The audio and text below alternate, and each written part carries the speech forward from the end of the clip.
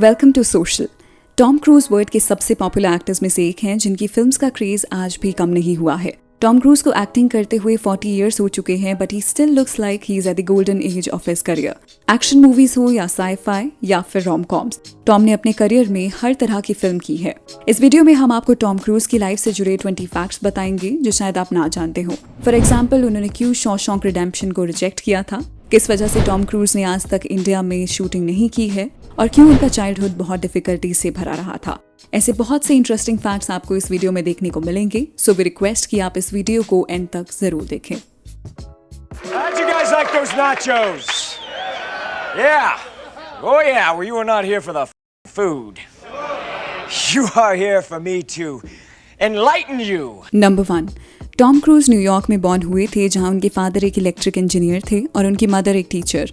Tom के parents में काफी डिफरेंसेस रही थी, जिसकी वजह से उनका चाइल्डहुड बहुत ट्रॉमेटिक रहा था। टॉम ने एक इंटरव्यू में रिवील किया है कि उनके फादर को एंगर इश्यूज थे और वो हमेशा से टॉम को बिना बात के मारा करते थे। बाद में जब उनके पेरेंट्स ने डिवोर्स ले लिया तो उन्हें फाइनेंशियली काफी प्रॉब्लम्स आई। टॉम के अलावा उनकी 3 सिस्टर्स भी हैं और 4 बच्चों को मैनेज करना उनकी मदर के लिए मुश्किल हो जाता था। इसके बाद टॉम ने बहुत यंग एज से काम करना शुरू किया था, क्योंकि वो अपनी मदर को घर चलाने में हेल्प करना चाहते थे। टॉम ने ग्रास कटिंग, पेपर डिस्ट्रीब्यूशन और ग्रीटिंग कार्ड बेचने जैसी जॉब्स की थी।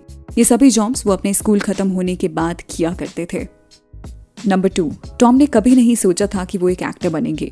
उनका इंटरेस्ट एक्टिंग में तब बना जब उन्होंने स्कूल के लिए एक प्ले में परफॉर्म किया था। उन्हें इस प्ले को करके इतना अच्छा लगा था कि स्कूल खत्म करने के बाद उन्होंने एक्टर बनने का डिसीजन ले लिया था। जैसा कि आप जानते होंगे कि यूएस जैसी कंट्रीज में बच्चे काफी यंग एज में घर छोड़कर चले जाते हैं। टॉम ने भी ऐसा ही किया। 18 इयर्स की यंग एज में टॉम एक्टर बनने के लिए अकेले न्यूयॉर्क में शिफ्ट हो गए थे, जहां ना तो उनके पास कोई प्लान था और ना ही कोई जॉब। आगे आने वाले 1.5 साल तक टॉम ने कई ऑडिशंस दिए, पर उन्हें हर बार रिजेक्ट कर दिया जाता था। अपने सर्वाइवल के लिए टॉम ने कई मंथ्स तक वेटर का काम किया था। Why didn't you just tell me it was a rum and coke? Could I have what I ordered? Number 3, 1981 में टॉम ने फिल्म एंडलेस लव में एक छोटा सा कैरेक्टर प्ले किया था, जिसके बाद उन्होंने फिल्म टैप्स का ऑडिशन दिया था। टॉम को उस वक्त काम की बहुत जरूरत थी, क्योंकि वेटर की जॉब से उन्हें निकाल दिया गया था। फॉर्चुनेटली टॉम को ऑडिशन मेकर्स को पसंद आया और उन्हें टैप्स में एक मिलिट्री कैडेट के रोल में कास्ट कर लिया गया। टैप्स में उनकी एक्टिंग को देखने के बाद टॉम को साइड कैरेक्टर्स में कास्ट किया जाने लगा था। I'd been living in New York, I guess, a year and a half or something, and I was just broke. I'd lost my job bussing tables, a couple of weeks before, and I was looking for another job, and just walked out of the audition for Taps. Number 4, Tom को industry में superstar status 1986 की film top gun से मिला, जिसमें वो US navy pilot का role play करते हैं। टॉप गन को पहले मिक्स्ड रिव्यूज मिले थे, पर फिल्म कमर्शियली बहुत सक्सेसफुल रही थी। टॉम की फैन फॉलोइंग इस फिल्म के बाद इतनी बढ़ गई थी कि उन्हें as a lead actor cast किया जाने लगा था। टॉप गन आज भी एक कल्ट फिल्म मानी जाती है, जिससे बहुत से एस्पिरेंट्स इंस्पिरेशन लेते हैं। For your information, top gun का सीक्वल भी आने वाला है, जिसे 2022 में रिलीज किया जाएगा। Is that right? That is right. Number 5, Tom cruise वो पहले हॉलीवुड एक्टर हैं जिनकी बैक टू बैक 5 फिल्म्स ने $100 मिलियन का बिजनेस किया था। आज के टाइम में 100 मिलियन की कलेक्शन कोई बड़ी बात नहीं है, जहां फिल्म्स बिलियंस का बिजनेस करती हैं, पर 90s की फिल्म्स के लिए ये बहुत बड़े नंबर्स थे। 1992 में अ फ्यू गुड मेन से लेके 1996 में जेरी मैग्वायर तक टॉम क्रूज की सभी फिल्म्स ने 100 मिलियन का बिजनेस किया था। I think I'm entitled. You want answers. I want the truth. You can't handle the truth. Number 6, 1986 की film born on the 4th of July एक iconic film है, जिसमें टॉम क्रूज ने real life war veteran का character play किया था। Film के producers Tom की कास्टिंग को लेकर डाउटफुल थे, क्योंकि उनकी इमेज एक गोल्डन बॉय की बनी हुई थी और उन्हें नहीं लगता था कि टॉम अपनी इमेज से बाहर आ पाएंगे। फिर डायरेक्टर के कहने पर टॉम क्रूज को कास्ट कर लिया गया, जिसके बाद टॉम ने 1 साल तक इस रोल के लिए प्रिपेयर किया। कैरेक्टर की लाइफ को समझने के लिए टॉम ने कई हॉस्पिटल्स विजिट किए, कई वॉर बुक्स पढ़ी और व्हीलचेयर चलाने की भी प्रैक्टिस की। फिल्म को ऑडियंस ने बहुत पसंद किया और क्रिटिक्स ने टॉम की परफॉर्मेंस को भी अप्रिशिएट किया। इस फिल्म ने कई ऑस्कर्स जीते और टॉम को उनका फर्स्ट ऑस्कर नॉमिनेशन भी इसी फिल्म के लिए मिला था। It's one of the most important films I've ever done, certainly, and certainly one of the most complex, just physically and emotionally. Number 7, बहुत कम लोग जानते हैं कि टॉम क्रूज को बचपन में डिसलेक्सिया था, जिसकी वजह से वो पढ़ाई नहीं कर पाते थे। उन्होंने एक इंटरव्यू में शेयर किया है कि मुझे रीडिंग और राइटिंग में बहुत टाइम लगता था। होमवर्क करने में मेरी मदर हेल्प करती थी और एग्जाम के टाइम में इतना नर्वस रहता था कि बहुत से क्वेश्चन छोड़ आता था। टॉम को स्कूल में डिस्लेक्सिक होने के लिए बहुत बुली किया जाता था, जहां सब बच्चे उनके स्लो होने का मजाक बनाते थे। बाद में काफी सालों की थेरेपी के बाद उन्होंने अपने डिस्लेक्सिया को ओवरकम कर लिया और कहना गलत नहीं होगा कि बहुत से डिस्लेक्सिक बच्चों के लिए टॉम क्रूज की जर्नी इंस्पिरेशनल रही है। नंबर 8, टॉम क्रूज उन एक्टर्स में से हैं जो अपने स्टंट्स खुद परफॉर्म करते हैं, चाहे वो कोई गन फाइट हो या एक्शन सीक्वेंस। टॉम ने सभी सीन्स खुद ही किए हैं। ऐसे ही मिशन इम्पॉसिबल फॉल आउट के एक सीन में एक बिल्डिंग से दूसरी बिल्डिंग पर जंप करते हुए उनका एंकल इंजर्ड हो गया था। इंजरी के बाद भी टॉम ने शूटिंग नहीं रोकी और सीन एक्ट करते रहे। इसके बाद टॉम को हॉस्पिटल में एडमिट किया गया था और फिल्म की शूटिंग 3 मंथ्स के लिए रोक दी गई थी। नंबर 9, टॉम क्रूज फिल्म्स में 1980 से काम कर रहे हैं और उन्होंने कई आइकॉनिक रोल्स ऑडियंस के सामने रखे हैं। टॉम इतने डिमांड में रहते थे कि उन्हें हर बड़ा स्टूडियो अपनी फिल्म्स में कास्ट करना चाहता था। 90s में जब मार्वल आयरन मैन बनाने का प्लान कर रहे थे तो टॉम को ही टोनी स्टार्क के रोल के लिए अप्रोच किया गया। टॉम फिल्म में इंटरेस्टेड थे, पर हमेशा की तरह वो फिल्म में अपना क्रिएटिव कंट्रोल चाहते थे, जो स्टूडियो को सही नहीं लगा। बाद में स्टूडियो ने आयरन मैन बनाने का आइडिया ही होल्ड पर रख दिया और 2008 में रॉबर्ट डॉनी जूनियर के साथ इस फ्रेंचाइज को शुरू किया गया। The truth is, I am Iron Man. आज RDJ को आयरन मैन की वजह से ही जाना जाता है और हमने भी उस पर एक फैक्ट वीडियो बनाई है, so do check this out as well. Number 10, Shawshank Redemption, जो हर सिनेमा लवर के लिए एक इम्पॉर्टेंट फिल्म रही है, उसमें भी टॉम क्रूज को अप्रोच किया गया था। फिल्म में टिम रॉबिन्स का कैरेक्टर टॉम क्रूज को ऑफर हुआ था, जहां उन्हें फिल्म की कहानी काफी पसंद आई। बाद में टॉम क्रूज ने फिल्म को रिजेक्ट कर दिया था क्योंकि वो उस वक्त एक नए डायरेक्टर के साथ काम नहीं करना चाहते थे। फ्रैंक डराबॉन्ट की फर्स्ट डायरेक्टोरियल फिल्म थी और टॉम उस वक्त कोई रिस्क नहीं लेना चाहते थे। Do you think that Tom film में एंडी का कैरेक्टर उतनी परफेक्शन से प्ले कर पाते जैसे टिम रॉबिन्स ने किया है? Number 11, Tom cruise Indian audience में भी बहुत पॉपुलर हैं, जहां उनकी मिशन इम्पॉसिबल फ्रेंचाइज से लोग उन्हें जानते हैं। मिशन इम्पॉसिबल ऐसी फ्रेंचाइज है जिसमें हर मूवी डिफरेंट लोकेशंस में शूट की जाती है। फिल्म के कुछ सीन्स को इंडिया में भी शूट किया गया है, पर टॉम क्रूज ने ऑफिशियली कभी इंडिया में कोई एक्शन सीन्स शूट नहीं किए हैं। उन्हें जिस तरह के सीन शूट करने होते हैं, उनकी परमिशन उन्हें गवर्नमेंट से मिल ही नहीं पाती है। इसलिए मिशन इम्पॉसिबल के कई इंडियन सीन्स को दुबई में या फिर सेट्स पर शूट किया जाता है।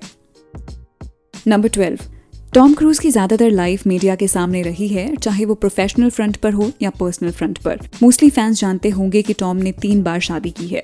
मिमी रॉजर्स, निकोल किडमैन और केटी होम्स उनकी एक्स वाइफ्स हैं और तीनों ही हॉलीवुड एक्ट्रेसेस हैं। इसके अलावा उन्होंने एक्ट्रेस पेनेलोपी क्रूज को भी डेट किया है, जिन्हें वो फिल्म वैनिला स्काई की शूटिंग पर मिले थे। नंबर 13, टॉम क्रूज के हेयर स्टाइल्स हमेशा से ही पॉपुलर रहे हैं। 90s में तो हर जगह लोग वैसे ही हेयर स्टाइल रखने की कोशिश करते थे। फॉर एग्जाम्पल बॉलीवुड में भी अक्षय कुमार, शाहिद कपूर और सैफ अली खान ने टॉम क्रूज जैसा हेयर स्टाइल रखा था। ये तुम्हारे बालों को क्या हुआ है? It's my Tom Cruise look यार। नंबर 14, अब बात करते हैं फिल्म जेरी मैगवायर की। इस फिल्म में टॉम एक स्पोर्ट्स एजेंट का कैरेक्टर प्ले करते हैं। इस फिल्म की कहानी बहुत ही अच्छी है, जहां आपको टॉम की एक अलग एक्टिंग रेंज नजर आती है। इस फिल्म को पहले टॉम हैंक्स के लिए लिखा गया था, पर जब फिल्म को शुरू किया जाना था तो मेकर्स को लगा कि टॉम हैंक्स इस रोल में ओल्ड लगेंगे। इसके बाद टॉम क्रूज को अप्रोच किया गया था और जब टॉम ने स्क्रिप्ट पढ़ी तो वो बहुत इमोशनल हो गए। फिल्म की कहानी उन्हें इतनी पसंद आई कि उन्होंने जेरी का कैरेक्टर प्ले करने के लिए अग्री कर लिया। जेरी मैगवायर को 5 ऑस्कर्स के लिए सिलेक्ट किया गया था और आज भी ये फिल्म फैंस को बहुत पसंद है। You complete me. And I just had... Shut up. Just shut up. You had me at hello.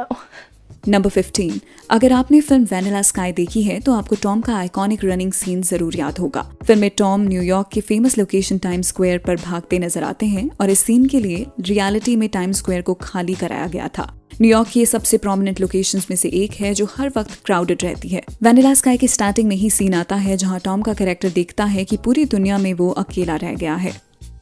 Number 16, हालांकि टॉम ने कभी इंडिया में शूटिंग नहीं की है, पर उन्होंने इंडिया कई बार जरूर विजिट किया है। मिशन इम्पॉसिबल घोस्ट प्रोटोकॉल की स्पेशल स्क्रीनिंग के लिए टॉम इंडिया आए थे। अगर आपको याद हो तो उस फिल्म में अनिल कपूर का भी एक रोल था, and honestly that role was an embarrassment. Tom ने उस वक्त कई इंटरव्यूज दिए थे जहां उनसे बॉलीवुड को लेके क्वेश्चन पूछे जाते थे। टॉम का कहना था कि मैंने बॉलीवुड की कई फिल्म्स देखी हैं और किसी ना किसी दिन मैं भी एक बॉलीवुड फिल्म में काम करना चाहता हूँ। Well we hope Tom Cruise ने ये बात सिर्फ इंटरव्यू का मन रखने के लिए ना कही हो। Tom, are you familiar with Indian movies at all? Yes, I know some of them. You know, you make so many movies. I That's don't know true. all of them. Not like I know, for decades of my films. Fair enough. But many great films come out of here. Great filmmakers and great actors. Number 17, Oliver stone एक Oscar winning director हैं और ये वही हैं जिन्होंने Tom की film born on the 4th of July direct की थी। ऑलिवर ने फिल्म को बनाने में काफी हार्ड वर्क किया था और वो चाहते थे कि फिल्म बिल्कुल परफेक्ट बने। टॉम का रोल एक स्पेशली एबल्ड वेटरन का था, तो वो एक वक्त पर ऑलिवर ने टॉम को स्पेशल केमिकल ड्रग्स देने का सोचा था। उन्होंने इंसिस्ट किया था कि अगर टॉम को थोड़े वक्त के लिए पैरालिटिक कर दिया जाए तो वो रोल को और रियलिस्टिकली कर पाएंगे। जैसे ये बात डॉक्टर्स और इंश्योरेंस कंपनी को पता चली तो उन्होंने इसके लिए साफ मना कर दिया क्योंकि इससे टॉम की लाइफ डेंजर में आ सकती थी। नंबर 18, टॉम क्रूज ने अपने करियर में आज तक ऑस्कर नहीं जीता है। Film born on the 4th of July, Magnolia और जेरी मैगवायर के लिए उन्हें ऑस्कर नॉमिनेशंस मिली थी, पर तीनों ही बार उन्हें ऑस्कर नहीं मिल पाया। पिछले 21 ईयर्स से टॉम क्रूज को एक भी ऑस्कर नॉमिनेशन के लिए नहीं कंसिडर किया गया है और अब उन्होंने भी ऑस्कर अटेंड करना छोड़ दिया है। आपको क्या लगता है कि टॉम क्रूज को किस फिल्म के लिए ऑस्कर मिल सकता था? Do let us no. You are here for me to enlighten you, to edify you, to send you off into the now not so unknown future. So come along with me. Number 19, south star Thalapathy Vijay और Tom cruise का भी एक interesting connection है। विजय ने अपने बीच house की inspiration Tom cruise के बीच house से ही ली है। विजय एक फिल्म की शूटिंग के लिए यूएस गए थे जहां उन्होंने टॉम क्रूज के बीच हाउस में विजिट किया था। उस घर की लोकेशन और उसका आर्किटेक्चर विजय को इतना पसंद आया कि उन्होंने एग्जैक्टली वैसा ही घर अपने लिए चेन्नई में बनाया है। Number 20, film Edge of Tomorrow भी टॉम की एक पॉपुलर फिल्म है जहां एक फ्यूचरिस्टिक वॉर सिचुएशन दिखाई गई है। फिल्म में टॉम ने जो बॉडी सूट पहना है वो कोई CGI या ग्राफिक्स नहीं बल्कि एक रियल टेक्नोलॉजी है। इस सूट का वेट 40 to 50 किलोग्राम्स था और इसमें लगी सभी वेपन्स भी रियल हैं। इन सूट्स को यूज करने का आइडिया टॉम का ही था जहां उन्होंने कई महीनों तक सूट्स पहन के फाइट करने की ट्रेनिंग ली थी। अगर आपने एज ऑफ टुमारो नहीं देखी है तो वे रिकमेंड कि आप फिल्म को नेटफ्लिक्स पर जरूर देखें। I'm not a soldier. Of course you're not. You're a weapon.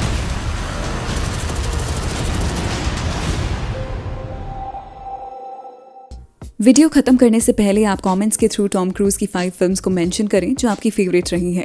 इस बार टीम सोशल भी आपको अपनी फेवरेट फिल्म्स बता रही है जिसको आप भी स्क्रीन पर देख रहे हैं। इसके अलावा अगर आप किसी और हॉलीवुड एक्टर्स की फैक्ट वीडियोस देखना चाहते हैं तो उसके लिए भी आप कमेंट कर सकते हैं। जिस एक्टर को लेके सबसे ज्यादा कमेंट्स होंगे we will try to make the video on that actor. So let us know through your comments. तो चलिए that's a wrap on this video. आप हमें इंस्टाग्राम, फेसबुक और ट्विटर पर भी फॉलो कर सकते हैं जहां हम बहुत ही यूनिक कंटेंट पोस्ट कर रहे हैं। We recommend you to check our Instagram once where we have made so many posts for you.